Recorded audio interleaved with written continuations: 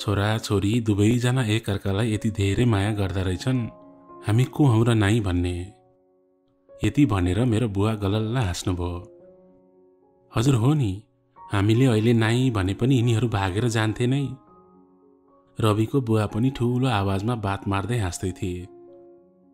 यो माहौल थियो मेरो घरको त्यो दिन, रविसँग मेरो बिहे पक्का भएको दिन। म सुजता झापाको गौराद बजारबाट 45 मिनेट तल किस्नी खोला तरेपछि हाम्रो गाउँ आउँछ। सोलमारी चोकबाट 10 मिनेट भनौं न। हाम्रो परिवार जमिनदार थियो त्यहाँको। बस्नेत ठुलाकाजी भनेपछि हाम्रो हजुरबुवालाई नचिन्ने कोही थिएन। मेरो बुवालाई सबैले बस्नेत सानाकाजी भन्थे।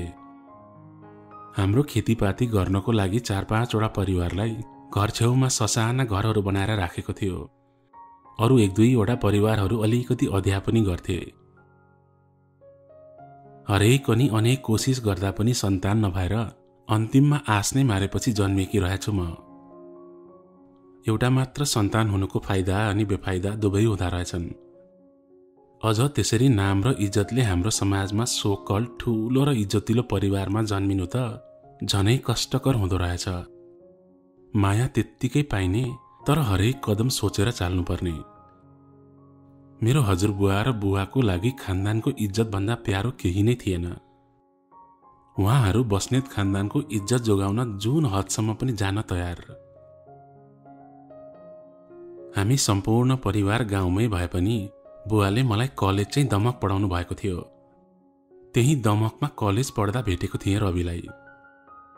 म मेरो घरको डरले केटाहरूसँग बोल्दिन थिएँ त्यस्तो। तर रविले मलाई कलेज जोइन गरेको दिनदेखि नै पछ्याएको थियो। उसले जति पछ्याए पनि मैले उसलाई मतलब नै गर्दिन थिएँ। अनि उसले मेरो साथी ज्योतिको सम्म सोर्स लगायो। मलाई रवि मन नपरेको त कहाँ हो र। रविको अनुहार हेर्थे अनि हजुरबुवा र बुवाको अनुहार पनि सम्झिन्थे। उहाँहरूले थाहा पाउनु भयो भने के हालत होला भन्ने डरले म रविबाट टाढै बस्थेँ। तर आगो दुवैतिरबाट बराबर लागेपछि कसको के लाग्दो रहेछ र। म मयन पग्ले सरी पग्ले रविको मायामा। उसले मलाई यति माया गर्थ्यो नि, त्यसको बखान गरेर पनि सक्दिन म। तिम्रो परिवारलाई मनाउने जिम्मा मेरो भन्थ्यो सधैँ, नभए भाग्ने हो नि भन्थ्यो। भाग्ने त कुरै आउँदैन थियो। मेरो परिवारले आकाश पाताल सबै एक गरेर निकाल्नुहुन्थ्यो।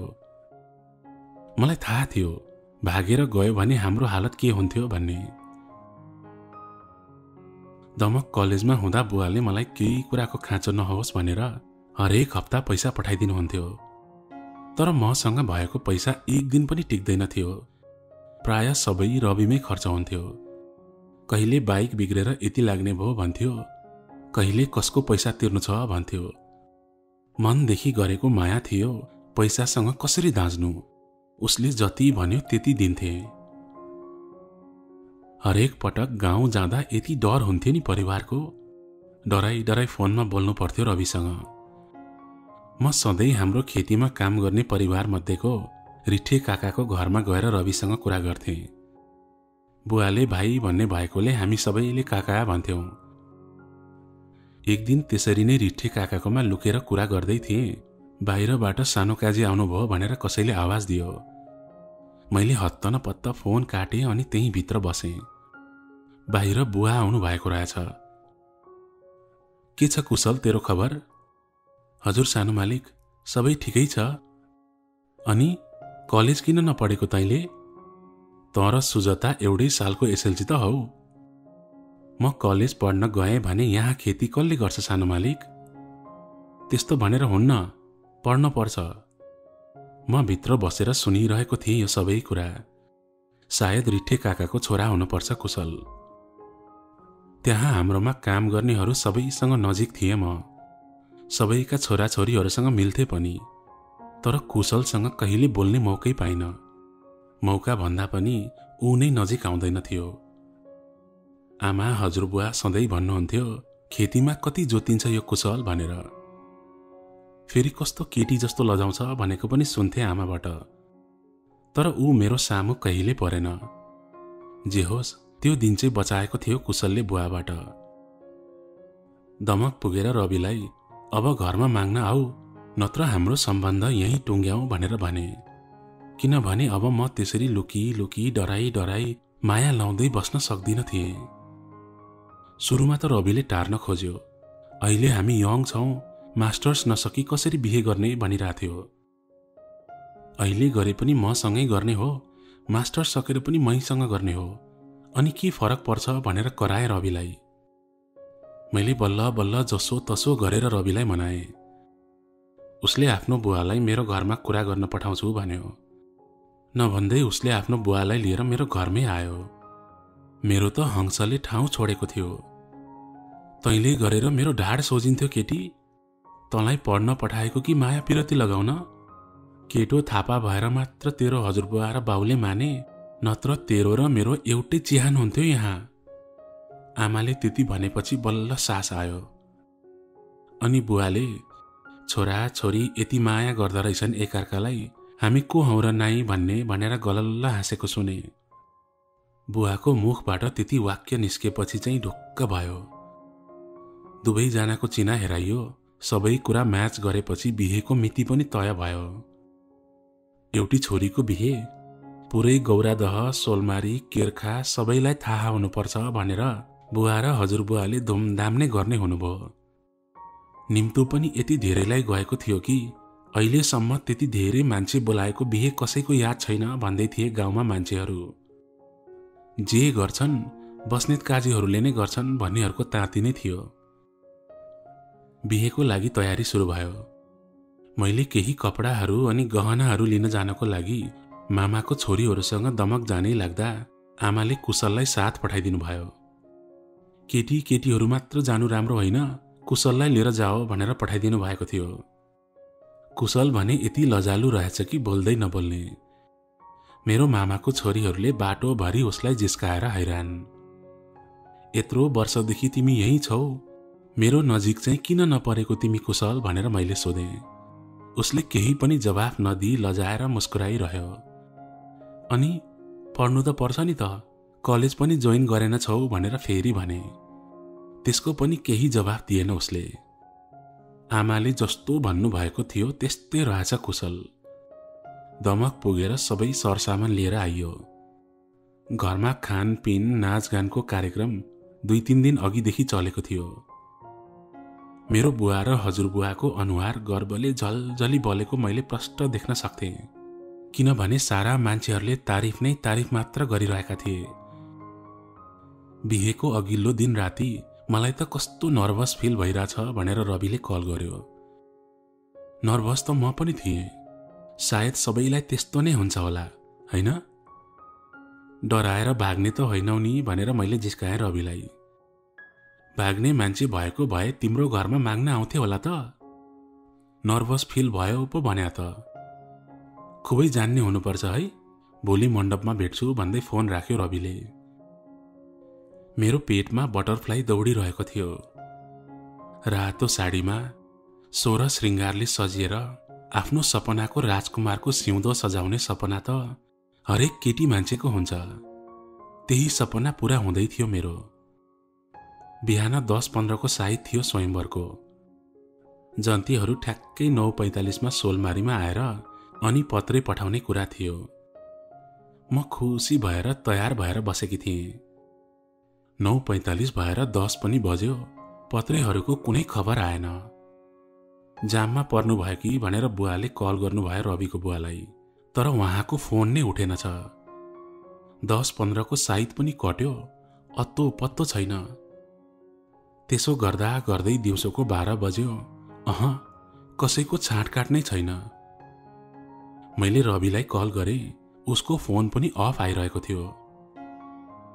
त्यहाँ झन्डै 5-6 जना मान्छे थिए गाउँभरिका। सबैले काने खुसी गर्न थालिसकेका थिए।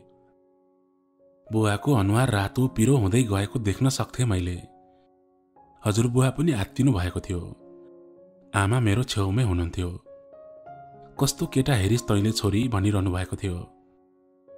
त्यसो गर्दा गर्दै दिउँसोको 3 बज्यो, जन्ती अनि बेहुलाको अत्तो पत्तो छैन। त्यहाँ मान्छेहरूको सानो सानो गर्दा पनि आवाज सुनिन थाल्यो। बेहुला भाग्यो जस्तो छ। ठुला काजीको इज्जत त माटोमै मिल्ने भयो त। यस्तै यस्तै भन्न थालिसकेका थिए।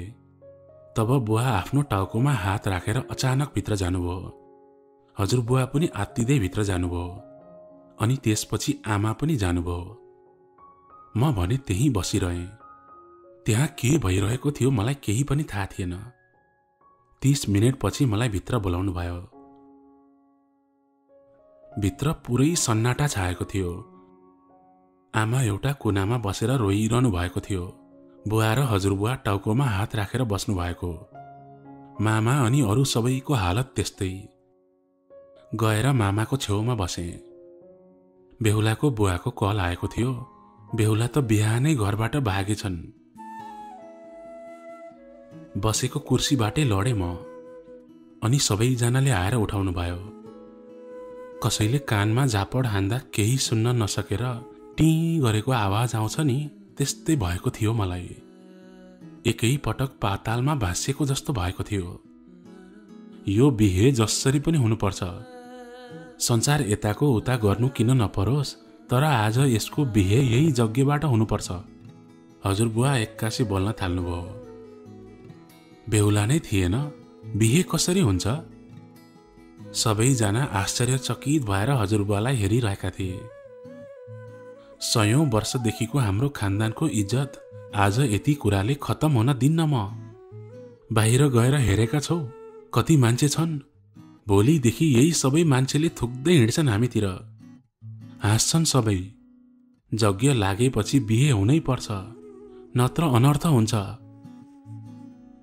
कसले बिहे गर्छ यिनलाई अब? जोसँग कुरा छिनेको थियो ऊ त भागिसक्यो। मामाले हजुरबुवालाई हेर्दै जवाफ फर्काउनु भयो। यसो झ्यालबाट बाहिर हेरेको सबै मान्छेहरू कुरा काट्नमा व्यस्त थिए। खैला बैला मचिएको थियो।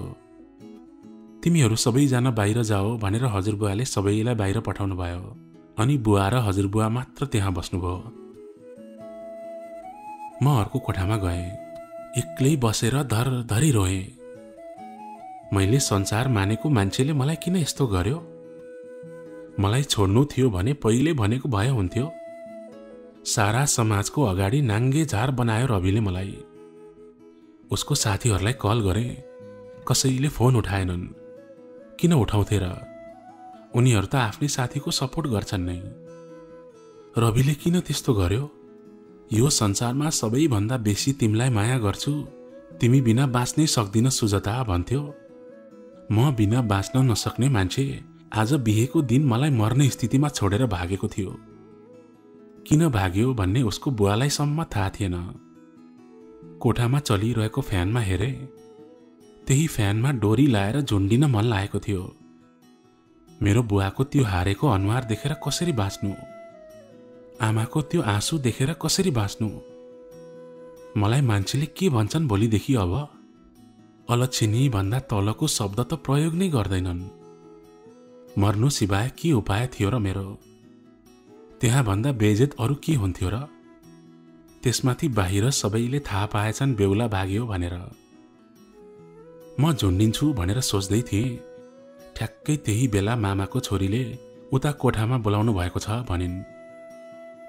हजुरबुवा, आमा, बुवा अनि मामाहरू भएको कोठामा गएँ। रिठे काका भर्खर उठेर बाहिर जाँदै हुनुहुन्थ्यो। म कोठामा छिर्दा कोठामा सबैजना चुपचाप हुनुहुन्थ्यो। मलाई हजुरबुवाले आफ्नो अगाडि बस्न बोलाउनु भयो। छोरी, तिमीले हो अब हाम्रो खानदानको इज्जत जोगाउने, नत्र हामी सबैजना आज यही एउटा चिहान हुन पर्छ। हेर तिम्रो बाउलाई, आफ्नो बाउको शिर भोलिबाट यसरी नै झुकेको देख्न सक्छौ? बस्नेत खानदानलाई सबैले थु थु गरेको देख्न सक्छौ? मेरो हातमा के नै थियो र हजुरबुवाले भने जस्तो मैले कसरी जोगाउन सक्थे र खानदानको इज्जत? रिठेले आफ्नो छोरा कुशललाई मनाएको छ। ऊ तयार छ तिमीसँग यही जग्गामा बिहे गर्न। यसपालि भने मेरो संसार नै रोकियो। सबैजना त्यही फ्रिज भएको जस्तो लाग्यो। एकै दिनमा कस्तो वज्रपात सहनु परेको थियो मैले। जोसँग जिन्दगी बिताउने सपना देखेकी थिएँ ऊ जग्गामा बस्नु अघि भाग्यो। जसलाई जिन्दगीमा राम्ररी चिनेकी पनि थिइन, ऊसँग बिहे गर्ने कुरा आइरहेको थियो। मैले आमातिर हेरे। आमाले मलाई हेर्दै हात जोडेर रोइरहनु भएको थियो। बुवालाई हेरे। बस्नेत खानदानको इज्जत सबै तिम्रो हातमा छ छोरी। आज तिमीले नाइ भन्यौ भने हामी सबैले मर्नु सिवाय अरू केही पनि उपाय छैन भनिरहनु भएको थियो। त्यहाँ त्यस पल न मैले केही बुझ्न सके न केही सोच्न सके। सारा परिवारको इज्जत म माथि थियो। बेलुका 5 बजे फेरि त्यो घरको ढोकाबाट म निस्केकी थिएँ, जग्गामा बेहुली भएर बस्नको लागि। परिवारको मान, प्रतिष्ठा र इज्जतलाई आफ्नो छातीमा राखेर तयार भएकी थिएँ। हाम्रै घरको अर्कोतिरबाट कुशल एउटा सामान्य दौरा सुरुवालमा कोट लाएर छाता ओढेर मेरै आफ्ना मान्छेहरू सहित स्वयंवर गर्ने मण्डपमा गएर बस्यो। कोसँग जिन्दगी बिताउने सपना देखेकी थिएँ, कोसँग बिहे गर्न लाग्दै थिएँ। जिन्दगीले यसरी यति ठूलो धोका दिएला भन्ने कहाँ सोचेकी थिएँ होला र मैले। घर परिवारको इज्जत समाजमा बचाउनको लागि कुशलको 3 फेरा लाएर उसलाई माला लगाइदिए। उसले किन र कसरी मसँग बिहे गर्न मान्यो त्यो मलाई थाहा थिएन। बिस्तारै त्यहाँ आएका मान्छेहरूको काने खुसी बन्द हुन थालेको थियो।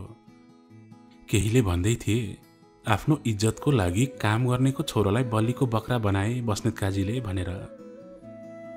काजी हुन्, मर्छन्, तर आफ्नो इज्जत जान दिँदैनन्। अनेक तिकडम लाएर यज्ञ खाली हुन दिएनन् पनि भन्दै थिए। यज्ञमा बलिरहेको आगोमा हेरे। के को परीक्षा लिएको तिमीले भनेर सोधे मनमा नै। कुशललाई हेरे। ऊ चुपचाप थियो। पण्डितले सिन्दूर लाउने बेला भयो, अब माइतीपट्टिले यता नहेर्नु भन्दै थिए। कुशलको आमाले मेरो सिउँदो ढाकिदिनु भयो एउटा कपडाले। अनि मेरो अन्जान सिउँदो भर्यो कुशलले। ती अन्जान हातले, ती अन्जान सिन्दूर मेरो अन्जान सिउँदोमा। म आफ्नै घरबाट अन्मिएकी थिएँ अनि आफ्नै घरमा भित्रिएकी थिएँ। अस्ति भर्खरसम्म सुनौलो जिन्दगीको सपना देखिरहेकी म आज अचानक मेरो जीवनले यस्तो कोल्टे फेर्यो कि यो एउटा सपना भइदिए पनि हुन्थ्यो जस्तो भएको थियो। तर खुला आँखाले कहाँ सपना देखिँदो रहेछ र। आफूले प्रेम गरेको मान्छेको अङ्गालोमा बाँधिएर मायाका अनगिन्ती बात गर्ने सपना सजाएको थिएँ अघिल्लो दिनसम्म। आज अन्जान मान्छेको साथमा थिएँ म। घरमा भित्रिएपछि सबैले फेरि टिका लगाएर चिन्जान गराउनु भयो। रिठे काका मेरो ससुरा हुनुभएको थियो। उहाँको मायालाग्दो अनुहार देख्न सक्थेँ म। खै के को ऋण चुकाउनु भएको थियो उहाँहरूले यो सबै गरेर। हजुरबुवाले टिका लगाइसकेपछि बुवा आउनुभयो। कुशल बाबु, तिम्रो यो गुण कुनै जुनीमा पनि तिर्न सक्दैनौ हामीले। त्यस्तो नभन्नु सानो मालिक, यो मेरो कर्तव्य हो। मैले कुशल पहिलो पटक आफ्नै आँखा अगाडि बोलेको सुनेकी थिएँ। कहाँ सानो मालिक भन्या, आजबाट बुवा हो म। यो घरको ज्वाइँ हो तिमी। बुवाले त्यति भनेर टिका लगाएर जानुभयो। यसो हेरे, बल्ल मेरो हजुरबुवा, आमा, बुवा सबैको अनुहार उज्यालो भएको थियो। मैले आफ्नो बलि दिएर आफ्नो खानदानको इज्जत जोगाएछु के रे। पाहुनाहरू आउँदा बस्ने छुट्टै सानो चिटिक्क परेको घर बनाउनु भएको थियो बुवाले, हाम्रो घर छेउमै। त्यही घरको चाबी दिनुभयो आमाले मलाई। हामीलाई हाम्रो कोठासम्म पुर्याए मामाका छोरीहरू र आमा सहितको समूहले। खाटमा अलिकति फूलहरू अनि सिलिङमा केही रिबनहरू थिए। हामीलाई त्यहाँ छोडेर सबैजना जानुभयो। 2 अन्जान मान्छे एउटा बन्द कोठामा। नामका श्रीमान श्रीमती। म खाटको छेउमा गएर दराज भएतिर फर्केर बसेँ। कुशल सायद त्यहाँ नजिकको कुर्सीमा बसेको थियो। पानी पिउनुहुन्छ? मैले सोधेँ। हजुर सानो मैया, पर्दैन, म आफै लिइहाल्छु नि भन्यो। सोझो पनि कति सोझो। अघि भर्खर मेरो सिउँदोमा सिन्दूर भरेको छ अनि अझै पनि सानो मैया भनिरहेको थियो। किन गरेको तपाईँले यस्तो? यो सबै निर्णय गर्नु अघि आफ्नो बारेमा केही सोच्नु भएन? मेरो बुवाले काजीहरूको लागि पर्यो भने ज्यान दिन पनि पछि पर्नुहुन्न भनेर सानैबाट भन्नुभएको छ। मैले सोच्ने भनेकै हजुरहरूको परिवारको बारेमा मात्र हो सानो मैया। अनि आफ्नो लक्ष्य भविष्यमा केही बन्छु केही गर्छु भन्ने छैन र? मेरो जिजुबाजेदेखि नै हजुरहरूको सेवा गर्दै आएको हो। हाम्रो लक्ष्य भनेकै हजुरहरूको सेवा गर्नु हो। अचम्म लाग्यो, अहिलेको समयमा यस्तो मान्छे पनि हुँदा रहेछन्। गलत थियो यो सबै, तर मैले के गर्न सक्थेँ र? उसको दिमागमा बच्चैदेखि उनको बुवाले जे भरेका थिए मेरो त्यही हालत थियो। कुल घराना खानदानको इज्जत बाहेक अरू केही सुनेकी थिइनँ मैले सानैदेखि। यस्तो त मैले साउथ इन्डियन फिल्महरूमा मात्र देखेकी थिएँ, आज आफ्नै जिन्दगीमा भइरहेको थियो। मैले माने पनि नमाने पनि विधि अनुसार भगवान अनि सारा समाजको अघि मलाई विवाह गर्नुभएको छ। भलै मलाई मन नपर्ला, तर तपाईको त म श्रीमती भएकी छु। किन सानो मैया भन्नुभएको? मेरो नाम छैन र? उसले केही जवाफ दिएन। त्यसपछि ऊ त्यहाँबाट उठेर ढोका खोलेर बाहिर गयो अनि 15-20 मिनटसम्मै हरायो। अचम्म लाग्यो, यस्तो मान्छेसँग कसरी रिसाउनु म? मैले मनबाट श्रीमान नै नमाने पनि कसरी हेला गर्नु मैले? उसले आजको दिन के गर्यो भन्ने सायद उसैलाई थाहा थिएन होला। 20 मिनटपछि एउटा थालमा रोटी, चनाको तरकारी, अलिकति मासु र एउटा कपमा दही लिएर आयो। मेरो नजिकै रहेको टेबलमा राख्दियो। तपाईले आज केही खानु भएको छैन? कति धेरै रुनु भएको छ? जति नै दुःख भए पनि पेटलाई दुःख दिनु हुँदैन, यो खानु। त्यति भनेर ऊ आफ्नो कुर्सीमा गएर बस्यो।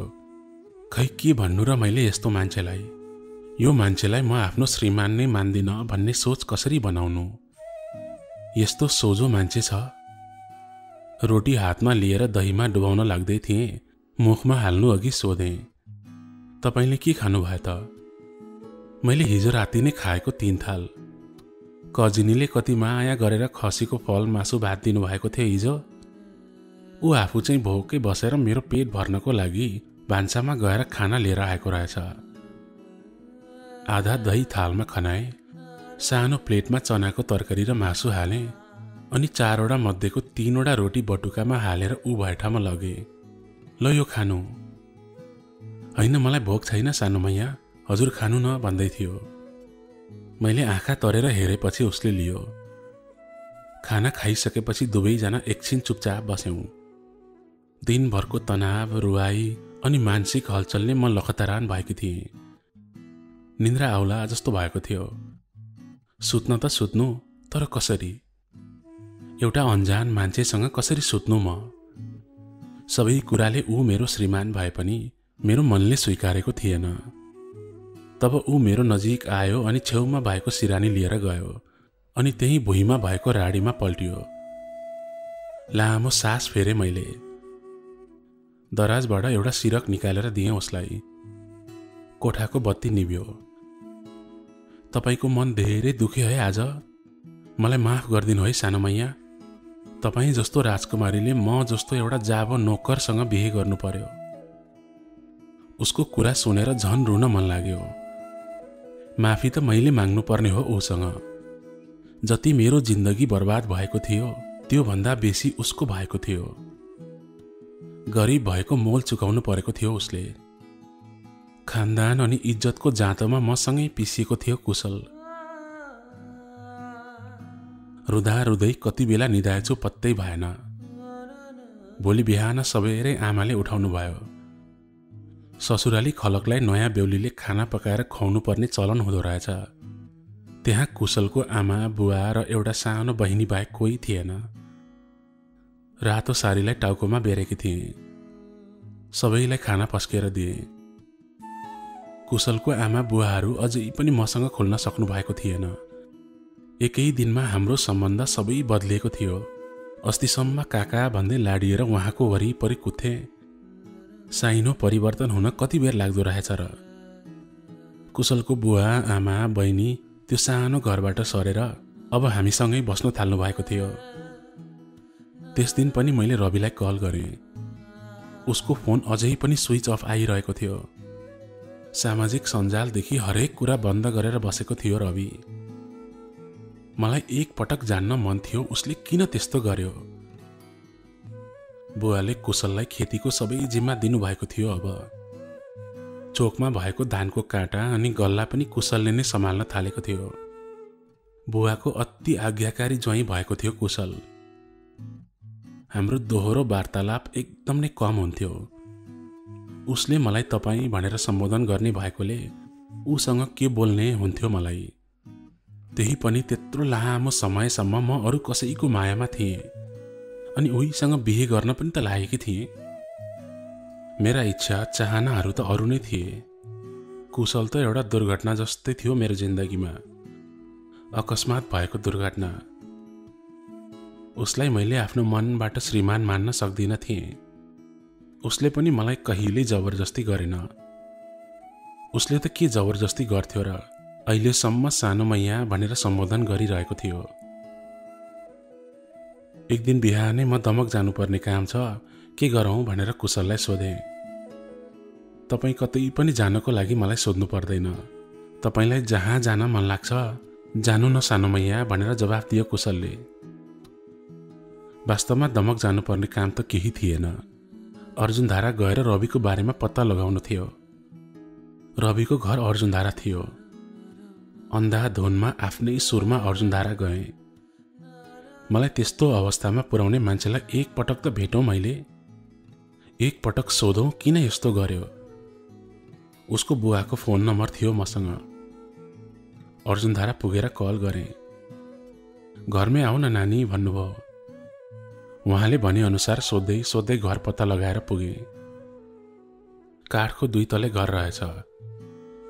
घरमा कोही पनि थिएन रविको बुवा बाहेक। भित्र जाउँ नानी भन्दै हुनुहुन्थ्यो, तर म बाहिरै बसेँ।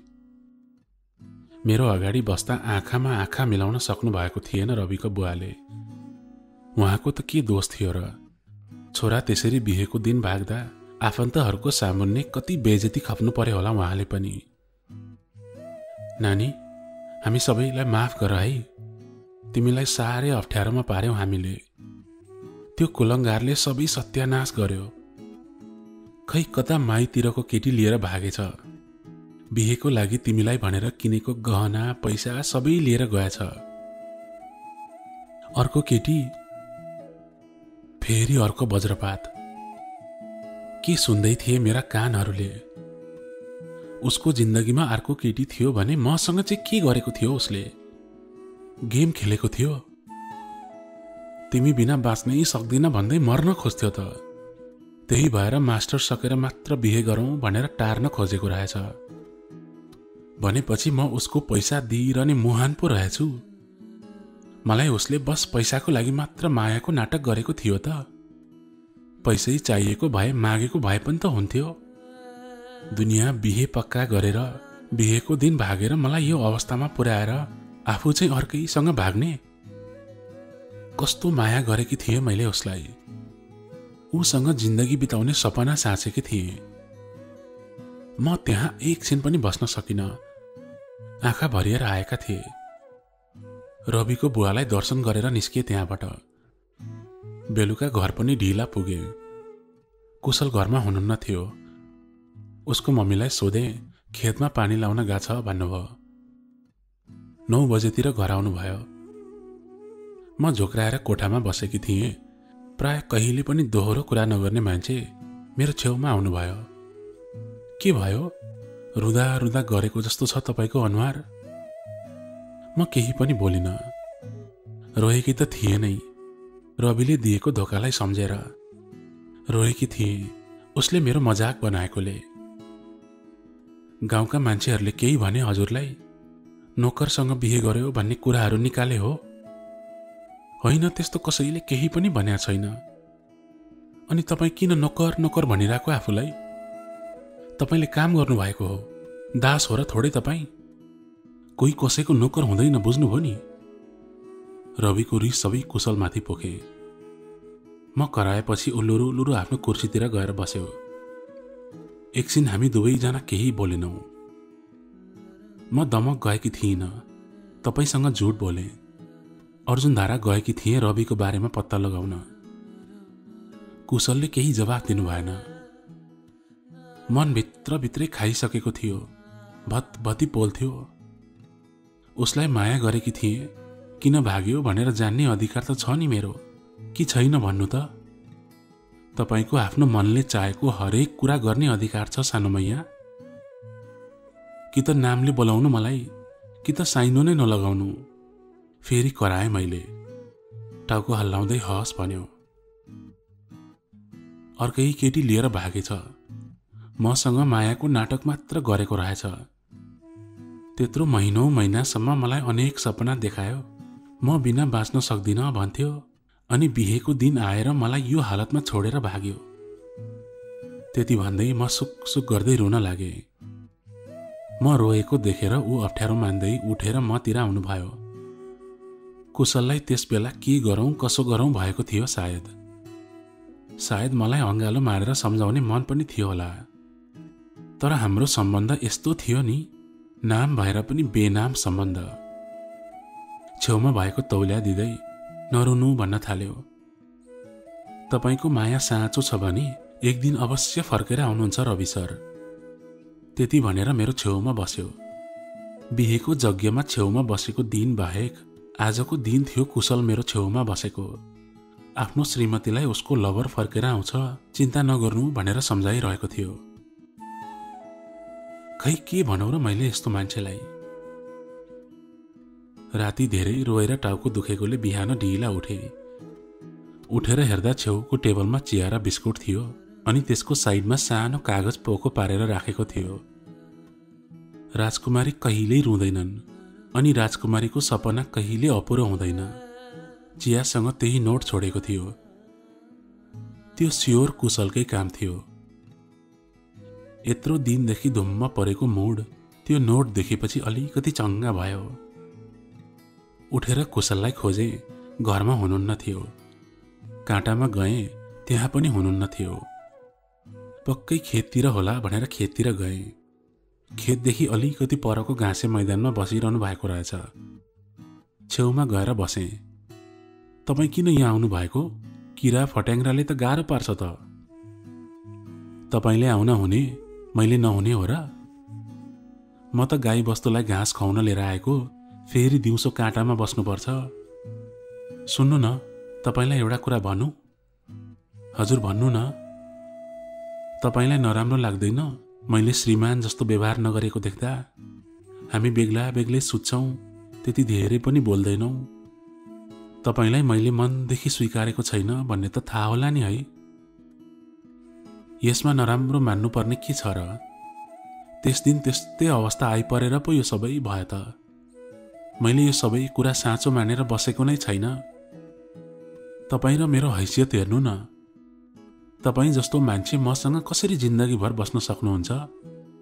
म एउटा हली अनि गोठालो, तपाईँ बस्नेत खानदानको एक्लै छोरी, राजकुमारी। उसको उत्तर सुनेपछि त बेकार सोधे जस्तो लाग्यो। कुशलको कुरा सुनेर आफैलाई नराम्रो लाग्यो। त्यस्तो सोझो अनि गाई प्राणी मान्छे थियो ऊ। सुन्नु न, मलाई बैगुन्धुरा बजार लिएर जानुहुन्छ आज? अघिको विषय बदलेर बजार जाने कुरा सोधे उसलाई। मसँग जानुहुन्छ? छक्क परेर सोधे उसले।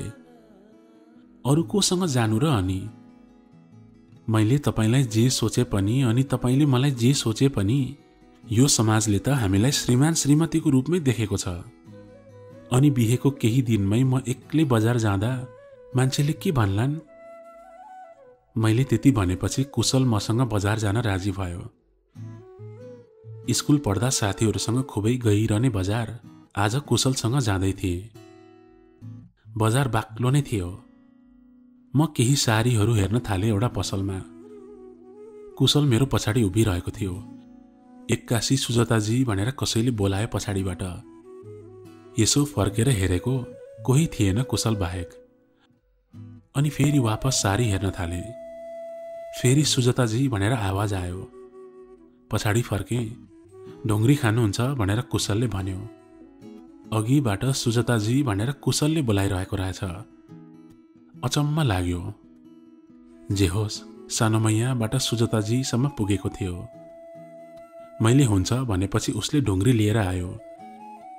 सानो हुँदा औँलामा ढुङ्ग्री हाल्दै खान कस्तो मजा आउँथ्यो भने आज ठ्याक्कै त्यही याद आयो। त्यहाँबाट 2वटा साडी किनेर अर्को चुरा पसलमा गयौँ। तपाईँ केही नकिन्ने? चेक सर्ट लाउनुहुन्छ भनेर सोधेँ। होइन पर्दैन, घरमै टन्न छ भन्यो कुशलले। चुरा हेर्ने ठाउँमा अलिकति भिड नै थियो, धेरै जस्तो केटी नै थिए। तब एकजना केटा मेरो छेउमा आएर उभियो। ऊ त्यहाँ केही पनि सामान हेरिरहेको थिएन अनि मलाई आफ्नो शरीरले छुन खोजेको जस्तो पनि गर्यो। मैले बजारको भिडभाड हो भनेर खासै वास्ता गरिनँ।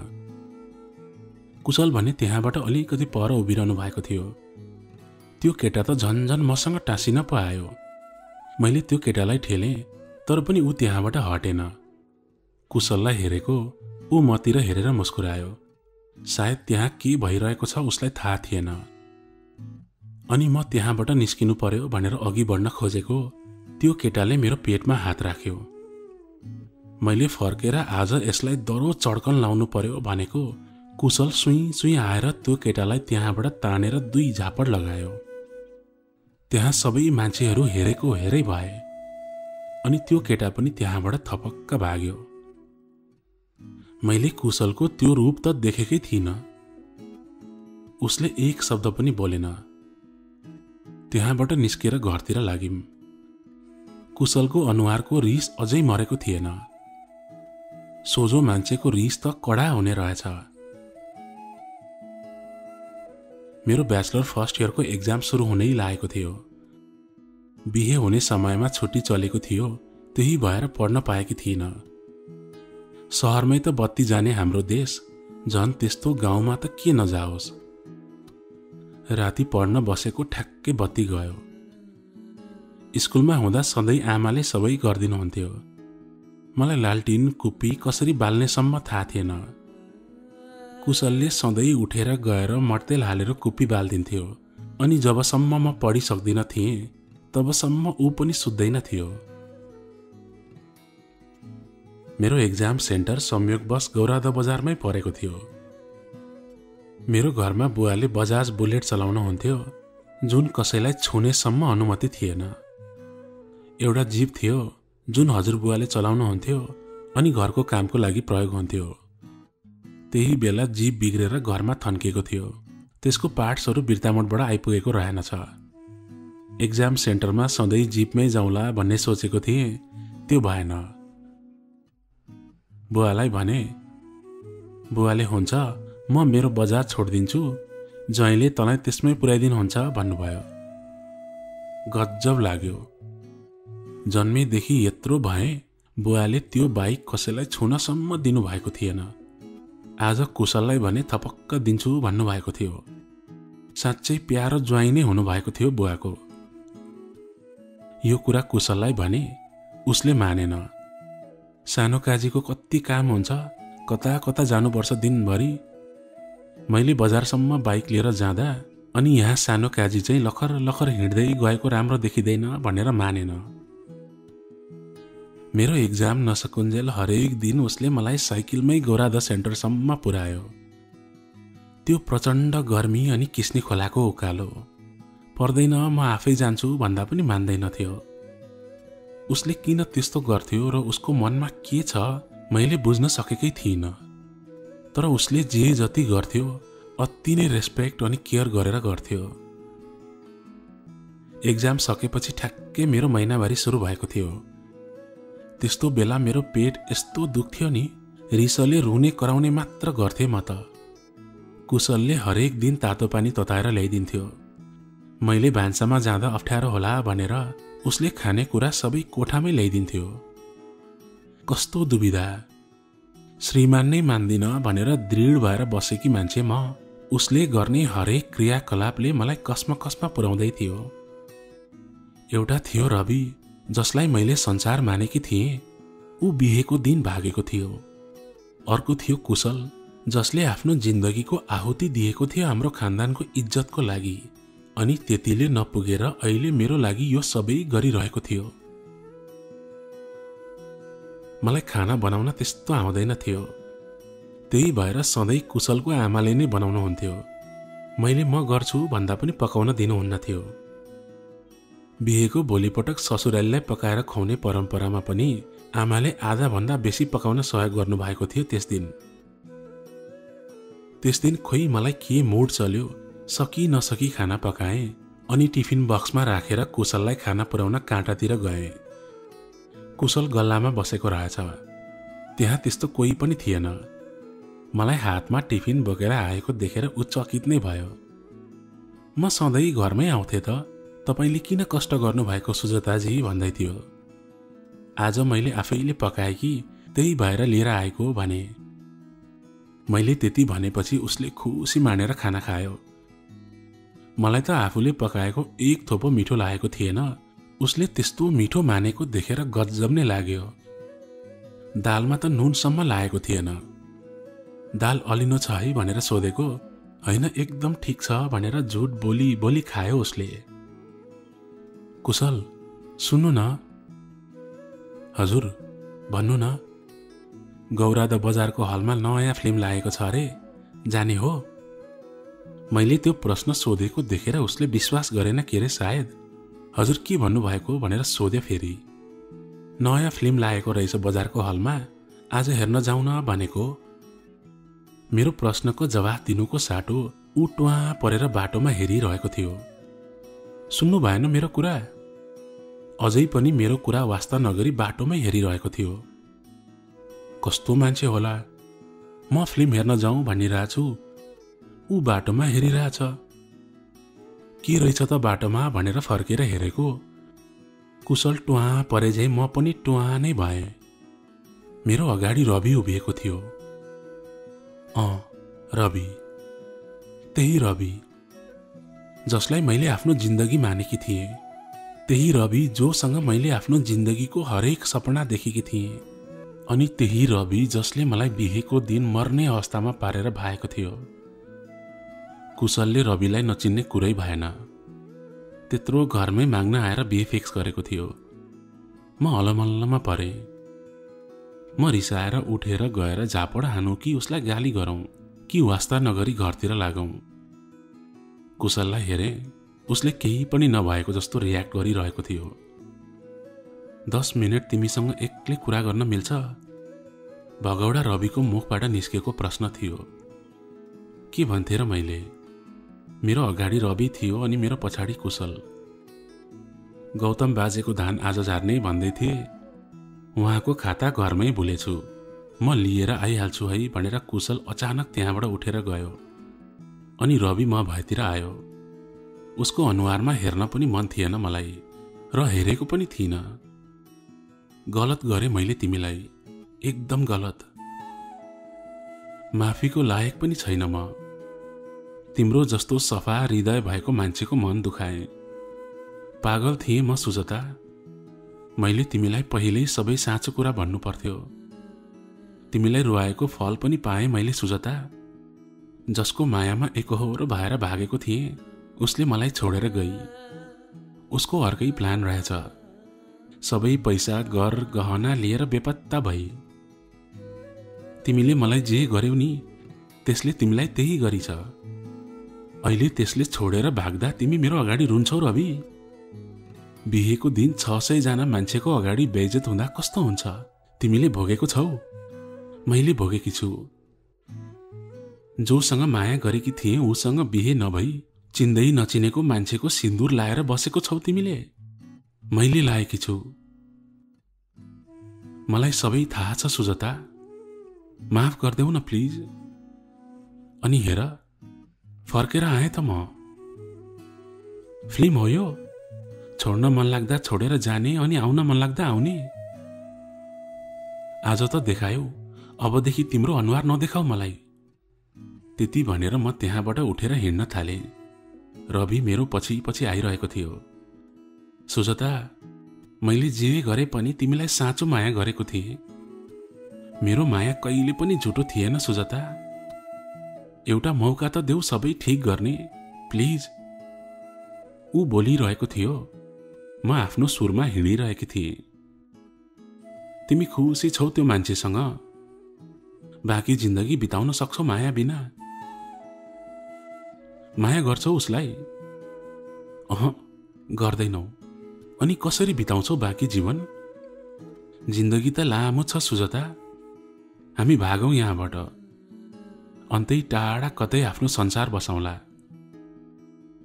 मैले चाहेको भए उसलाई रोक्न पनि सक्थे, तर म उसको कुरा सुनिरहे। कस्तो कमजोर हुँदो रहेछ मान्छेको माया। जिन्दगीको पहिलो माया थियो रवि। यो माया तागत दिने भन्दा पनि कमजोर बनाउने ओखती चाहिँ रहेछ। रवि त्यहाँबाट गयो। म आँखामा आँसु पार्दै घर पुगे। कुशललाई देख्ने बित्तिकै आँसु पुसे। मलाई देखेर मुसुक्क मुस्कुरायो कुशल। उसले केही नभएको जस्तो गरिरहेको थियो।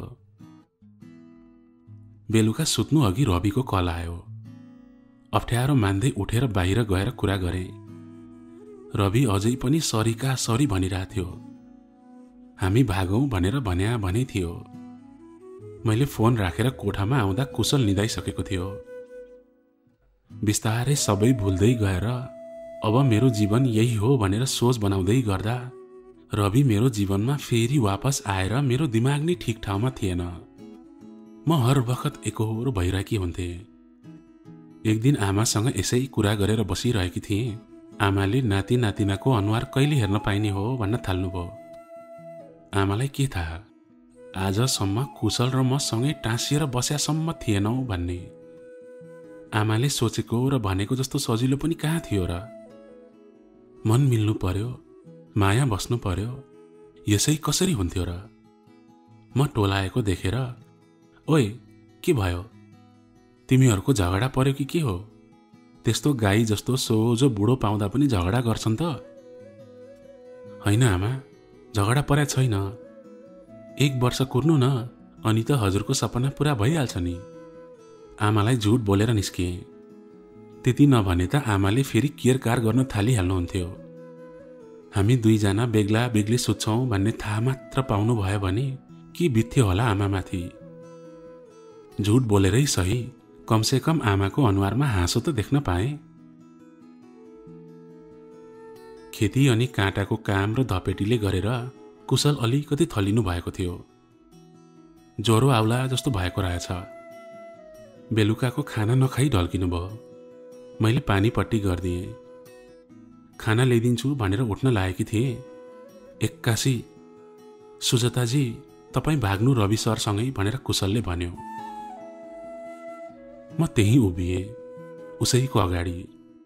तपाईँ मसँग कहिले पनि खुसी हुन सक्नुहुन्न सुजताजी। त्यही पनि तपाईँले मनले चाहेर गरेको बिहे पनि त होइन। बाध्यतामा भएको हो सबै। नाटक जस्तै त हो। मसँग 7 फेरा लाएर तपाईँको सिउँदो मैले भरे भन्दैमा श्रीमान श्रीमती भयो त? तपाईँको मनमा माया पनि त हुनु पर्यो। त्यो माया रवि सरसँग छ तपाईँको। तपाईँको अनुहार आँखाभरि झलझली देखिन्छ उहाँप्रतिको माया।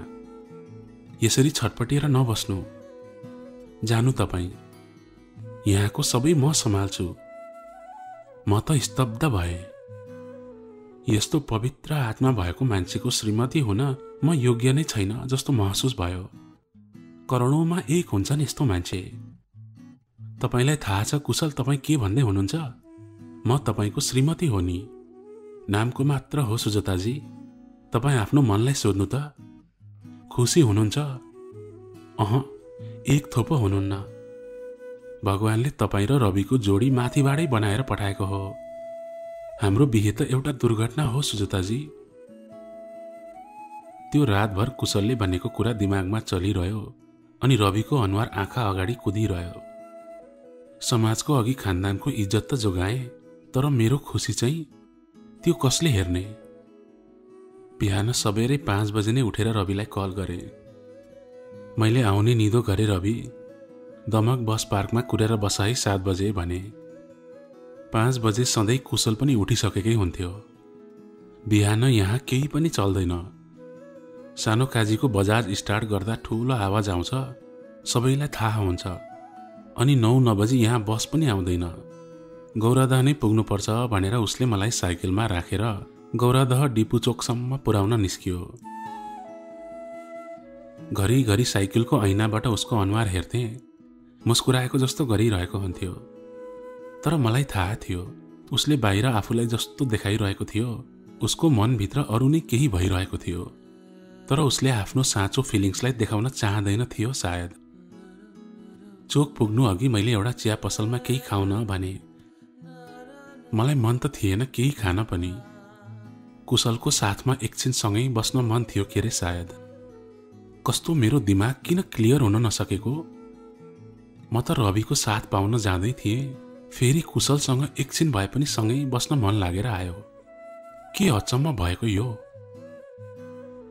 कुशलले चिया, चना, अन्डा अर्डर गर्यो। मैले अलिअलि मात्रै खाएँ। खानुभन्दा पनि उसैलाई मात्र हेरिरहेँ।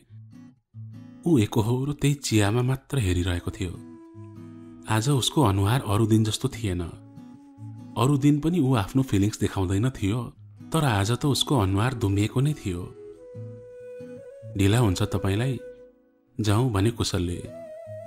साइकलमा जाँदै गर्दा मैले एउटा प्रश्न गरेँ, कुशल तपाईले आजसम्म कसैलाई माया गर्नु भएको छ?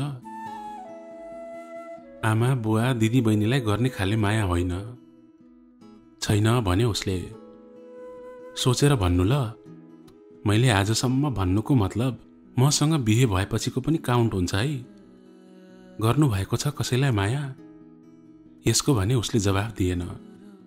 मैले ऐनामा हेरेको, उसको मुहार मलिन भएर आएको थियो अचानक। डिपु चोक पुग्यौं अनि एकैछिनमा बस पनि आयो। बस चढ्नु अघि उसलाई राम्रोसँग हेरेँ, यसपालि भने उसका आँखा अलिकति रसाए। रुन्चे हाँसो हाँसेर बाई गरे कुशलले अनि बस त्यहाँबाट दमकतिर अघि बढ्यो। म चढेको गाडी दमक बस पार्कमा गएर रोकियो। रवि ठ्याक्कै पश्चिममा बस लाग्ने ठाउँमा उभिएको रहेछ। मलाई देखेर खुसी हुँदै मतिर कुद्यो। सुजता, तिमीलाई जिन्दगीको सबै खुसी दिनेछु म। कहिले पनि मायाको कमी हुन दिने छैन म। कति धेरै पछि सुनेको थिएँ रविको मुखबाट यस्तो वाक्यहरू। यहाँबाट धनगढी जानुपर्छ, त्यहाँ मेरो आफन्तहरू हुनुहुन्छ। रविले त्यसो भन्दा भन्दै ठ्याक्कै पश्चिम जाने बस पनि आइपुगेको थियो। सुजता आऊ, बस आयो भनेर उसले आफ्नो हात मतिर लम्कायो, तर मैले उसको हात समातिन। सुजता आऊ न, बस छुट्छ के नत्र। म त्यहाँबाट हलचल नै गरिन। सुजता बस हिँड्नै लाग्यो, आऊ न, उसले आवाज दिएको दिएै थियो। रवि, म तिमीसँग जान आएको होइन, तिमीलाई एउटा कथा सुनाउन आएको। एउटा यस्तो निस्वार्थी मान्छेको, एउटा यस्तो गाई प्राणी मान्छेको जसलाई छल कपट भन्ने थाहै छैन। एउटा यस्तो मान्छेको जसले केही नसोची आफ्नो जिन्दगीको आहुति दिन्छ एउटी केटीको खानदानको इज्जतको लागि। मेरो श्रीमान कुशल खत्री, जसको नामको सिन्दूर भरेर आएकी छु म आज तिम्रो सामु। तिमीले मलाई सारा समाजको अघि नाङ्गे झार बनाएर छोडेर भाग्यौ।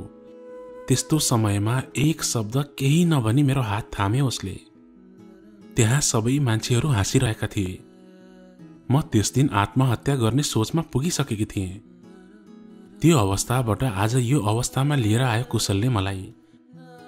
यस्तो पवित्र मान्छे जसले मलाई कसैले छुँदा पनि थप्पड लगाउँछ उसले। तिमी के भन्थ्यौ मलाई कसैले जिस्काउँदा? राम्री छेउ अनि त जिस्काउँछन्। तिमी मलाई सधैँ क्लास बङ्क गर्न लगाउँथ्यौ। ऊ मलाई पढोस् भन्नको लागि बत्ती जाँदा कुप्पी बालेर मसँग रातभरि बस्छ।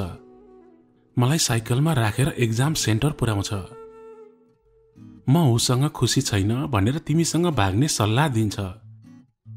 उसलाई के थाहा म दिनौं दिन उसको मायामा भित्रभित्रै पग्लिसके भनेर। तिमीले के दियौ रवि मलाई? धोका अनि दुःख। उसले के दियो मलाई थाहा छ तिमीलाई? माया अनि सम्मान।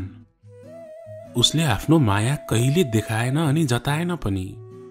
त्यस्तो मान्छेलाई छोडेर तिमी जस्तो धोकेबाजसँग भाग्छु होला म? हो, तिमी मेरो पहिलो माया हौ। तर माया घोडाको रेस हो र रवि, पहिलो दोस्रो तेस्रो हुनलाई? यो त जहाँ जोसँग जति बेला पनि बस्न सक्छ।